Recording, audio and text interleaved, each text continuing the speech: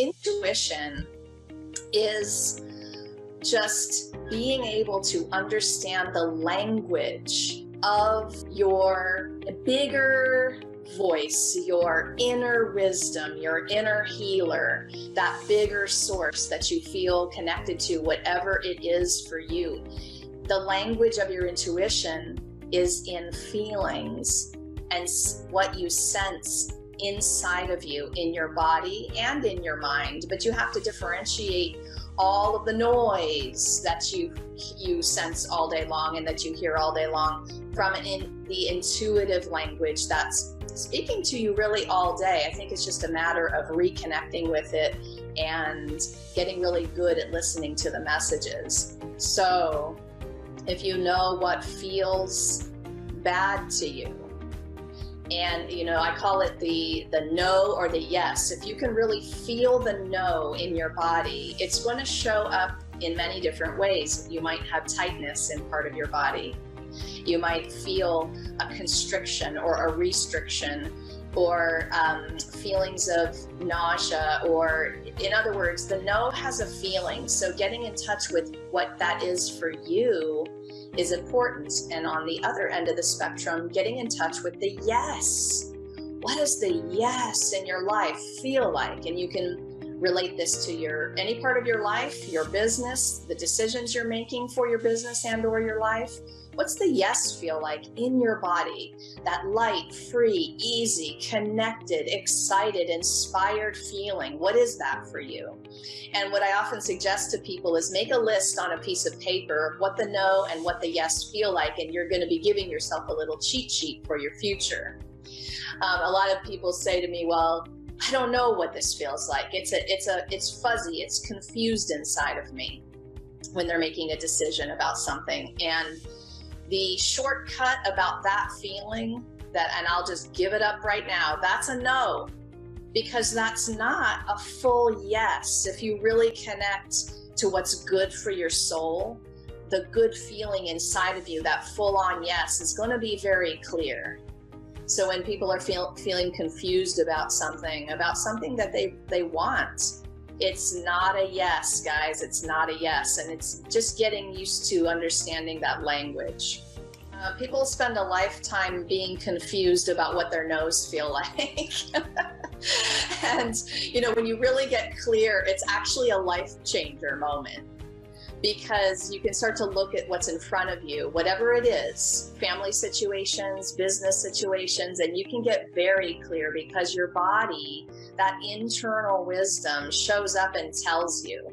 And it's just about getting to know it a little bit better. And, you mentioned the line about really knowing what you want. And I think that there are many of us who spent the first half of our lives thinking we knew what we wanted based on what everybody else around us was telling us we should want. Now, that is not typically always a yes inside of you. And that's the problem, is we're following along with what we think we should do and who we should be. And it's like we're trying to prove our worth in the world, and we want people to love us. And so we're going to do whatever we need to do, whatever we think we need to do. And we're going to want what we think we want in order to get to that place of feeling worthy or feeling loved, right?